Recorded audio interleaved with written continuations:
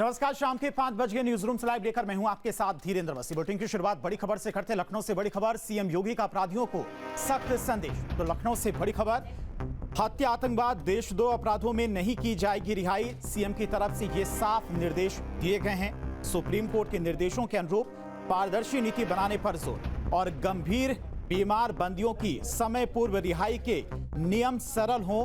असहाय बंदियों की वास्तविक संख्या जानने के लिए भी सर्वेक्षण किया जाए, ये भी कहा गया सीएम की तरफ से। और ऐसे कैदियों की प्राथमिकता के साथ रिहाई की जाए।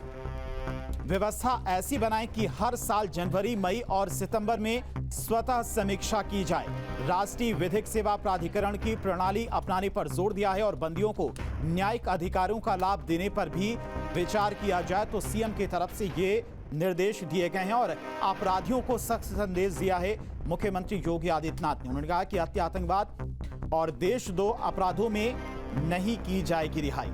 सुप्रीम कोर्ट के निर्देशों के अनुरूप पारदर्शी नीति बनाने पर भी जोर देने की बात उन्होंने कही।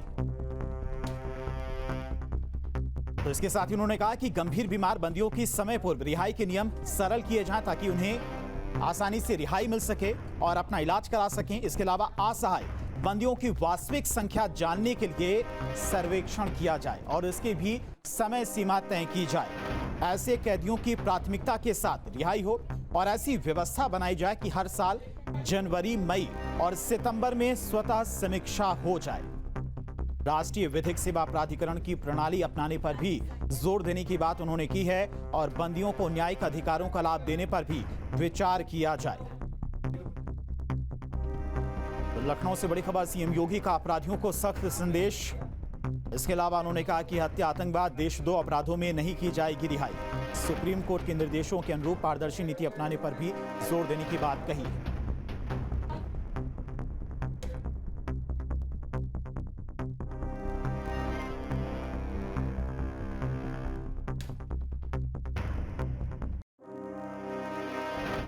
और बढ़ते आगे, मुख्यमंत्री योगी आदित्यनाथ ने अधिकारियों के साथ में एक समीक्षा बैठक की है जिसमें कई अहम मुद्दों को लेकर चर्चा की गई। इसके अलावा मुख्यमंत्री योगी आदित्यनाथ ने सोसाइटी पंजीकरण अधिनियम 1860 की जगह प्रदेश में नया कानून लागू किए जाने की घोषणा की। उन्होंने कहा कि सोसाइटी के रूप में पंजीकृत संस्थानों के रजिस्ट्रेशन, नवीनीकरण और उनकी संपत्तियों के पारदर्शी प्रबंधन को सुदृढ़ करने के लिए व्यवहारिक प्रावधान किए जाने चाहिए।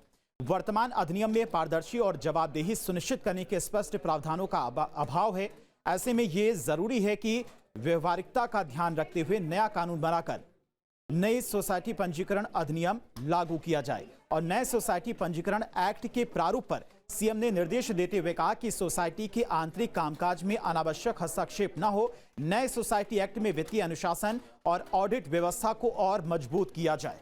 तो मुख्यमंत्री योगी आदित्यनाथ ने सोसाइटी पंजीकरण अधिनियम 1860 की जगह प्रदेश में नया कानून लागू किए जाने की आज घोषणा की। उन्होंने कहा कि सोसाइटी के रूप में पंजीकृत संस्थानों के रजिस्ट्रेशन हो या फिर नवीनीकरण की बात हो या फिर उनकी संपत्तियों के पारदर्शी प्रबंधन को और सुदृढ़ करने की व्यवहारिकता प्रावधान किए जाने चाहिए।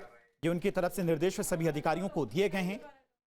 और इसके अलावा उन्होंने कहा कि वर्तमान अधिनियम में पारदर्शिता और जवाबदेही सुनिश्चित करने के स्पष्ट प्रावधानों का भी अभाव है। तो इसमें थोड़ा बदलाव करने की आवश्यकता है ताकि लोगों को भी परेशानी ना हो, लोगों को भी आसानी हो अधिनियम को समझने में। तो मुख्यमंत्री योगी आदित्यनाथ ने सोसाइटी पंजीकरण अधिनियम 1860 की जगह प्रदेश में नया कानून लागू किए जाने की घोषणा की है। जहां भक्ति है हर शब्द में, कथाओं में छुपे हैं दिव्य रहस्य और ज्योतिष देता है जीवन को दिशा। धर्म से जुड़ी हर बातों को जानने के लिए हमारे चैनल स्तुति को सब्सक्राइब करें। चैनल पर जाने के लिए इस लिंक पर क्लिक करें।